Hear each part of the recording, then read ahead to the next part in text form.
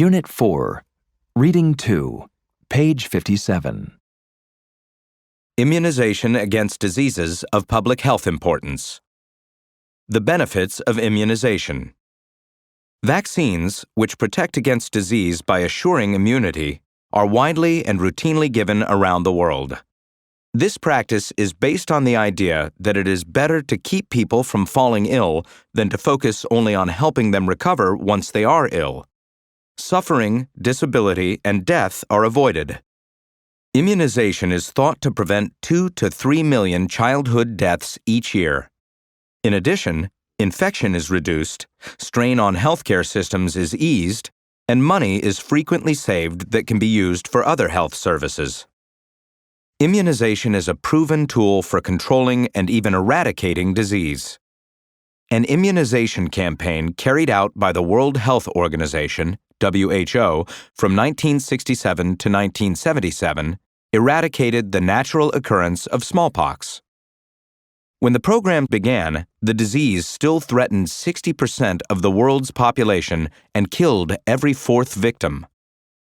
Eradication of poliomyelitis is within reach. Since the launch by WHO and its partners of the Global Polio Eradication Initiative in 1988, infections have fallen by 99%, and about 5 million people have escaped paralysis. Between 2000 and 2008, measles deaths dropped worldwide by almost 78%, and some regions have resolved to eliminate the disease. Global immunization coverage.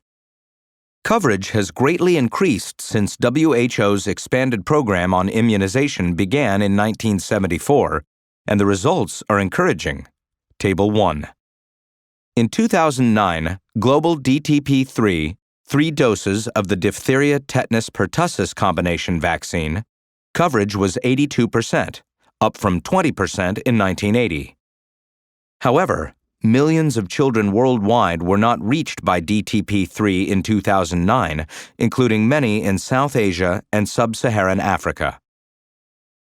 New vaccines. Numerous new vaccines with major potential for improving health in developing countries have been produced since 2002. Incidence of meningitis, rotavirus, and pneumococcal disease, which killed millions of children annually, Table 2, has fallen in areas where the new vaccines have been introduced. History. Introducing a small amount of smallpox virus by inhaling through the nose or by making a number of small pricks through the layers of skin, variolation, to create resistance to the disease, began in the 10th or 11th century in Central Asia. Variolation was introduced into England in 1721. There, in 1798, Edward Jenner began treatments against smallpox, the first systematic effort to control the disease through immunization. In 1885, Louis Pasteur developed the first vaccine to protect humans against rabies. Vaccines against diphtheria and tetanus were introduced in the early 1900s.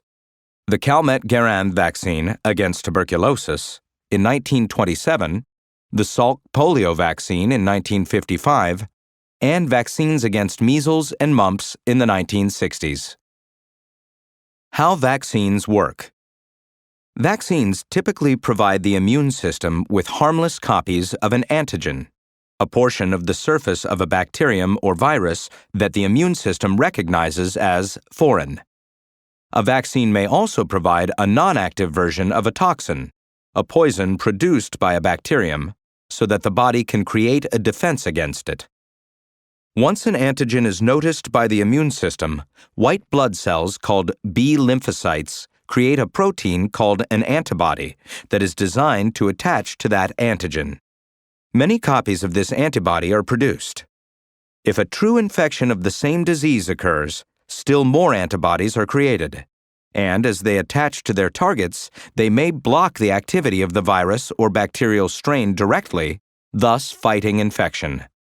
In addition, once in place, the antibodies make it much easier for other parts of the immune system to recognize and destroy the invading agent. Immune systems are designed to remember. Once exposed to a particular bacterium or virus, they retain immunity against it for years, decades, or even a lifetime. This means they are prepared to quickly defeat a later infection. This is a huge benefit because a body encountering a germ for the first time may need from 7 to 12 days to effectively defend it, and by then, serious illness and even death may occur. Effectiveness and safety. All vaccines used for routine immunization are very effective in preventing disease, although no vaccine attains 100% effectiveness. More than one dose of a vaccine is generally given to increase the chance of developing immunity. Vaccines are very safe and side effects are minor, especially when compared with the diseases they are designed to prevent. Serious complications occur rarely. For example, severe allergic reactions result at a rate of 1 for every 100,000 doses of measles vaccine. 2 to 4 cases of vaccine-associated paralytic polio have been reported for every 1 million children receiving oral polio vaccine. Cost-effectiveness of immunization. Immunization is considered among the most cost-effective of health investments. There is a well-defined target group. Contact with the health system is only needed at the time of delivery, and vaccination does not require any major change of lifestyle. A recent study estimated that if the coverage for the pneumococcal disease vaccine reached the levels of DTP3 coverage in Latin America and the Caribbean, it would prevent over half of all cases of the disease and about 9,500 deaths annually. This could be achieved at a cost of as low as $62 per life saved. The cost of the immunizations is clearly compensated for by their life-saving value. The Decade of Vaccines. The effort to increase immunization coverage around the world is continuing with the Global Vaccine Action Plan. This plan promotes the discovery and development of vaccines, as well as their delivery to the world's poorest countries. The aim is to prevent the deaths of millions of children over the next decade.